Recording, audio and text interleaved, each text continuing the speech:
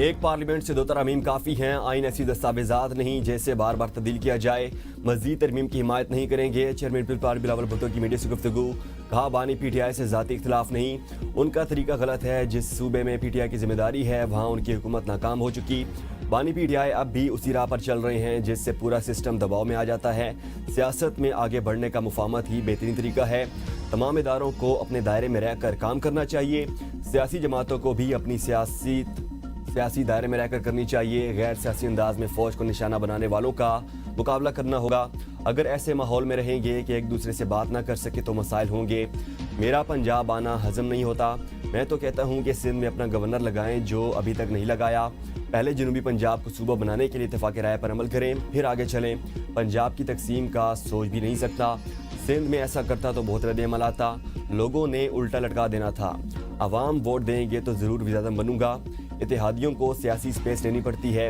ان حالات میں وزیر اعظم بننے کے سوال پر بلاول نے کانوں کو ہاتھ لگا دیے۔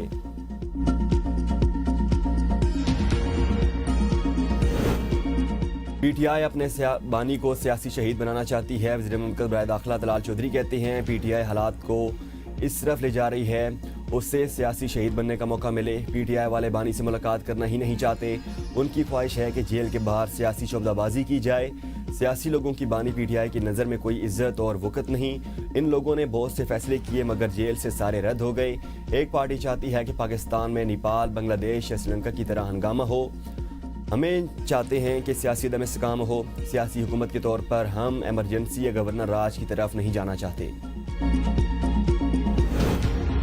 بانی پی ٹی آئی سے بیرسٹر گوہر بہنوں اور وکلا کی ملاقات نہ ہو سکی، پیمز کے ڈاکٹرز کی ملاقات، طبی معائنہ کیا، رپورٹ بعد میں جاری کی جائے گی، بیرسٹر گوہر نے میڈیا سے گفتگو میں کہا ملاقات ہمارا حق ہے، عدالت کے حکم کی تعمیل پر یہاں آتے ہیں، ملک مزید انتشار اور کشیدگی کا متحمل نہیں ہو سکتا، سیاست میں اختلاف ہو سکتا ہے دشمنی نہیں، ایک دوسرے کو خطرہ نہ سمجھیں، کچھ سیاسی لوگ آپس میں لڑ پڑیں، ایسا نہیں ہونا چاہیے، کوشش کرنا چاہیے کہ یہ کشیدگی ختم ہو، ملک میں امن ہو، جب بانی اور بشرا بی بی سمیت ملاقاتیں ہوں گی تو حالات بہتر ہو جائیں گے، فیملی کی ملاقاتوں پر سیاست نہ کریں، فیملی کو ملاقات کی اجازت ملنی چاہیے، اسپیکر صاحب نے ملاقات کا کہا انہوں نے ہمیشہ اچھا کردار ادا کیا، بانی کی تحریر کے مطابق محمود خان جگزئی اور علامہ راجہ ناصر کے پاس بات کرنے کا اختیار ہے،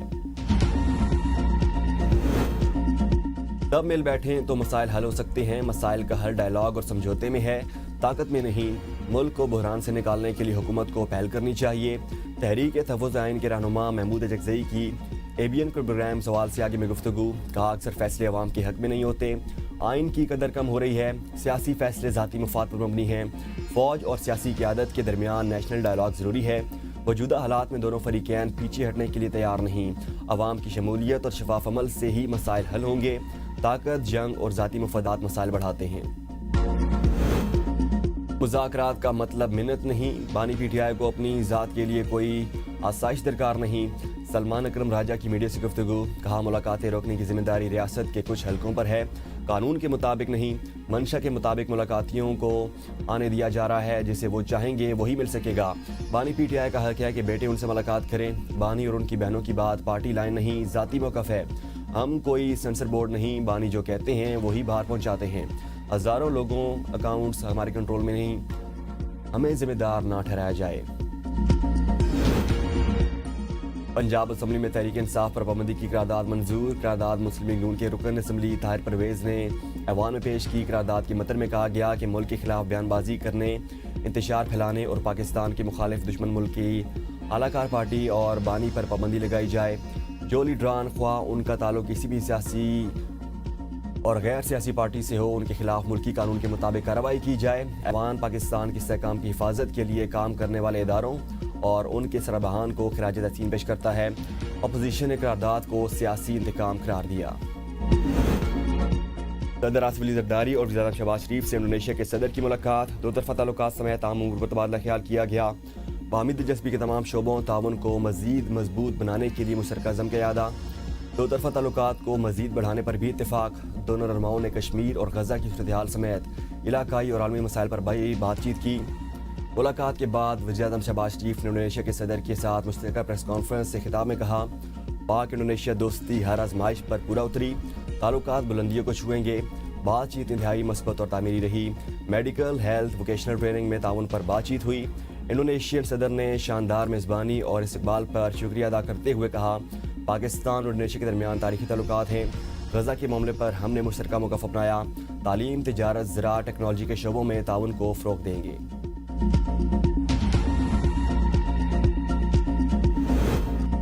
پاکستان اور انڈونیشیا کے درمیان تعاون کے ساتھ معاہدوں اور مفاہمتی یادداشتوں پر دستخط۔ وزیر اعظم ہاؤس میں وزیر اعظم شہباز شریف اور انڈونیشیا کے صدر کی موجودگی میں دونوں ملکوں کے درمیان تعاون کے معاہدوں اور مفاہمتی یادداشتوں کے تبادلے کی تقریب۔ پاکستان اور انڈونیشیا کے درمیان اعلیٰ تعلیم کے شعبوں میں تعاون، تاریخی دستاویزات اور ریکارڈ محفوظ بنانے، منشیات سمگلنگ کی روک تھام اور صحت کے شعبے میں تعاون کی مفاہمتی یادداشتوں سمیت دیگر معاہدے شامل ہیں۔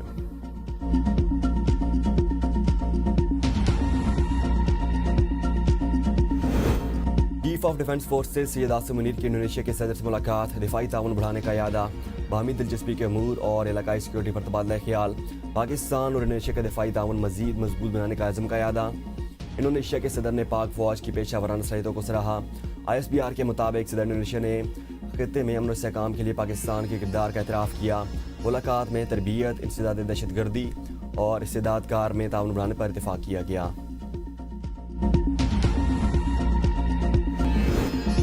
ہم آئین و قانون کے تحت اپنی جدوجہد کرتے ہیں۔ 26ویں اور 27ویں ترمیم سے عدالتوں کو مفلوج کیا گیا۔ جب بھی ہمیں موقع ملے گا ہم 26ویں اور 27ویں ترمیم ختم کر دیں گے۔ PTI رہنما اسد کیسر کہتے ہیں، جب ایگزیکٹو جج تعینات کرے گا اور ان کی مرضی سے فیصلے ہوں گے تو عوام کو انصاف کیسے ملے گا؟ ہم چاہتے ہیں کہ ملک میں عدالتیں آزاد ہوں۔ جب انصاف کا نظام کمپرومائز ہو جائے تو پھر ملک ترقی نہیں کر سکتا۔ وکلا آئین و قانون انصاف کے لیے کھڑے ہوں۔ وفاقی وزراء بانی PTI کے خلاف جو زبان استعمال کر رہے ہیں وہ قابل مذمت ہے۔ پارلیمنٹ میں بیٹھے لوگوں کو بھی پتہ چلا کہ وہ جعلی طور پر آئے ہیں۔ جو لوگ سمجھ رہے ہیں PTI ختم ہو جائے گی، یہ ان کی غلط فہمی ہے۔ اڈیالہ کا قیدی اس وقت الطاف حسین پارٹ 2 بن چکا۔ بانی PTI نے آئین شکنی کی۔ فتنہ خان کی سیاست اور پاکستان ایک ساتھ نہیں چل سکتے۔ وزیر اطلاعات پنجاب عظیم بخاری کی پریس کانفرنس، کہا پاکستان کے لیے ہر اچھی خبر فتنہ فساد کے لیے بری خبر ہے۔ PTI کے دور حکومت میں پاکستان سفارتی تنہائی کا شکار تھا۔ آج پوری دنیا کے سربراہان مملکت پاکستان کے دورے کر رہے ہیں۔ دھمکیاں دینے والا آج مظلوم بنا بیٹھا ہے۔ PTI نے IMF کو خطوط لکھے تھے۔ سہیل آفریدی کو پتہ ہی نہیں 5300 ارب ہوتا کیا ہے۔ وہ جلسے میں کرپشن کی بات کر رہے تھے۔ اسپیکر پنجاب اسمبلی ملک احمد خان نے میڈیا سے گفتگو میں کہا، نفرت کی سیاست کسی کے حق میں بہتر نہیں۔ PTI اپنے رویے پر نظر ثانی کرے۔ سیاسی عدم استحکام ہوگا تو معیشت بہتر نہیں ہوگی۔ بانی PTI نے بات چیت کو سیاست سے نکال دیا۔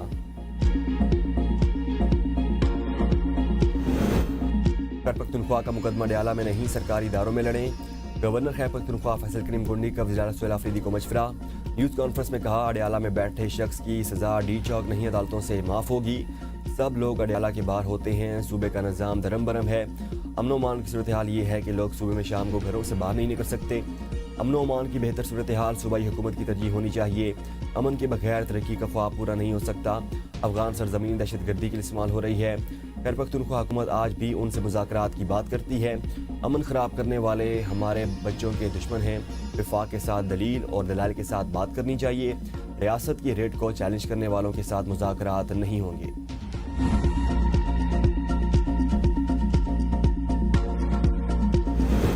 پیٹرول مہنگا ہوگا، آئل مارکیٹنگ کمپنیز کو منافع بڑھے گا، عوام مزید ٹیکس بھریں گے۔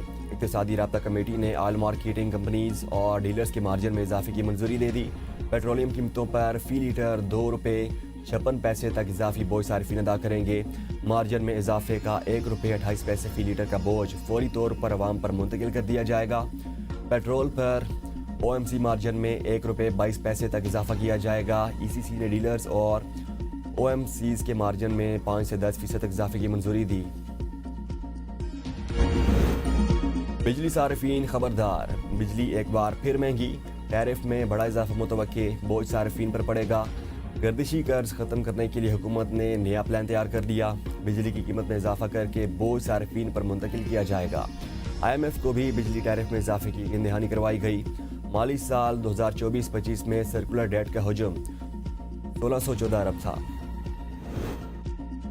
پاکستان اور برطانیہ کے درمیان وزارتی سطح پر مذاکرات، دونوں ممالک کا اسٹریٹجک ترقیاتی مذاکرات کو سالانہ بنیادوں پر ادارہ جاتی شکل دینے پر اتفاق۔ ترجمان اقتصادی امور کے مطابق 2017 کے بعد دوبارہ وزارتی سطح پر ترقیاتی مذاکرات ہوئے۔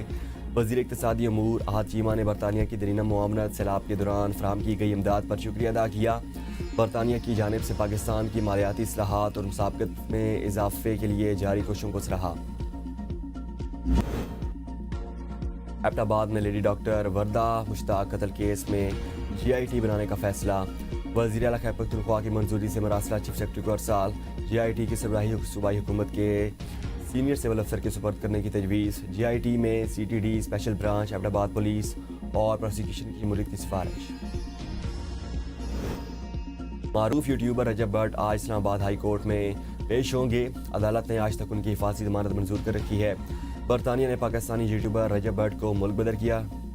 رجب بٹ کی ملک بدری کی وجہ ان کا برطانوی ویزے کی منسوخی بنا۔ رجب بٹ کے خلاف حالیہ قانونی مقدمات کو ویزا اپلیکیشن میں ظاہر نہ کرنے پر ان کا ویزا منسوخ کیا گیا۔ رجب بٹ کے وکیل کا کہنا ہے یوٹیوبر کو برطانیہ سے ڈیپورٹ نہیں کیا گیا، اپنی مرضی سے پاکستان واپس آنے کا فیصلہ کیا۔ پنجاب میں کینسر اور دل کے مریضوں کے مفت علاج کے لیے خصوصی کارڈ لانے کا فیصلہ۔ علاج کا مکمل خرچ حکومت ادا کرے گی۔ ہر مریض CM اسپیشل انیشیٹو کارڈ کے ذریعے 10 لاکھ تک کے علاج کی سہولت حاصل کرے گا۔ مریم نواز نے اسٹروک فالج کے بروقت علاج کے لیے پروگرام پلان طلب کر لیا۔ Nawaz Sharif institute of cardiology Sargodha 31 جنوری تک فعال کرنے کی ڈیڈ لائن مقرر۔ اجلاس میں بریفنگ دی گئی کہ پنجاب کے 57 بڑے اسپتالوں کی OPD میں 2.5 کروڑ اور ایمرجنسی میں 1 کروڑ 62 لاکھ مریضوں کا علاج کیا گیا۔ وزیر اعلیٰ کی زیر صدارت پنجاب میں زرعی ترقیاتی کی اعلیٰ سطح اجلاس۔ پنجاب حکومت کا چین کے ساتھ زرعی تعاون بڑھانے پر بھی اتفاق۔ کسانوں کو 250 ارب روپے کے قرضے جاری۔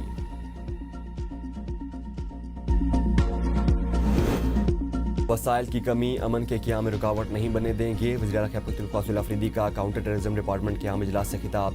کہا صوبائی حکومت پوری سنجیدگی سے امن و امان کے قیام پر کام کر رہی ہے۔ CTD کے 186 ڈیٹیکٹیوز کو 638 مستقل فیلڈ آپریٹرز میں تبدیل کرنے کی منظوری۔ پشاور میں نئے CTD ریجنل ہیڈ کوارٹرز کے قیام کی بھی منظوری۔ اجلاس میں 21 اضلاع میں CTD دفاتر کی تعمیر کا منجمد ترقیاتی منصوبہ بحال کرنے کا فیصلہ۔ 4 ارب 30 کروڑ روپے لاگت سے ضلعی سطح پر CTD کی توسیع کی جائے گی۔ CTD کی گاڑیوں، اسلحہ اور جدید آلات کی فراہمی کے لیے 7 ارب 70 کروڑ روپے کی منظوری دی گئی۔ اسلام آباد میں بلدیاتی انتخابات 15 فروری کو ہوں گے۔ الیکشن کمیشن نے شیڈول جاری کر دیا۔ کاغذات نامزدگی 22 تا 27 دسمبر جمع ہوں گے۔ کاغذات کی جانچ پڑتال 30 دسمبر تا 3 جنوری ہوگی۔ امیدواروں کو انتخابی نشانات 16 جنوری کو الاٹ ہوں گے۔ ڈپٹی کمشنر اسلام آباد عرفان نواز میں بلدیاتی انتخابات میں DRO ہوں گے۔ اسلام آباد کے 125 یونین کونسلز میں بلدیاتی انتخابات کا انعقاد ہوگا۔ الیکشن کمیشن نے بلدیاتی قانون 2015 کے مطابق انتخابات کروانے کا فیصلہ کیا ہے۔